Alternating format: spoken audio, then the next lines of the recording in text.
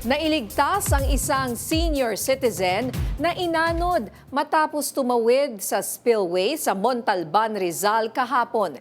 Binigyan naman ng tulong ng pamahalaan ang pamilya ng 4 na namatay sa landslide at rockslide dyan sa Benguet at Montalban.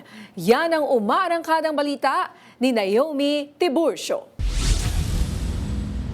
Tanghali kahapon sa kasagsagan ng ulan, tumawid sa isang spillway sa Montalban, Rizal ang lalaking ito. Abot binti na ang tubig sa oras na yon. Maya-maya pa, tila natapilok ang lalaki at nawala ng balanse. Sa isang inglap, inanod siya papunta sa ilog. Ang biktima, isang 64 anyos na lalaking taga-barangay San Isidro. Dali-dali namang ikinasa ang rescue operations ng barangay San Rafael at ng MDRMO matapos mamonitor ng mga taga-barangay ang insidente sa kanilang CCTV.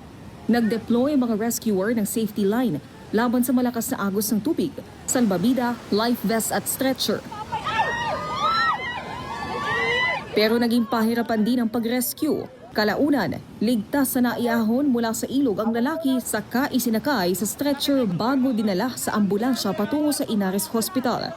Ayon sa barangay San Rafael, ipinagbabawal ang pagtawid sa naturang spillway na nag-uugnay sa barangay San Rafael at barangay San Isidro sa Montalban.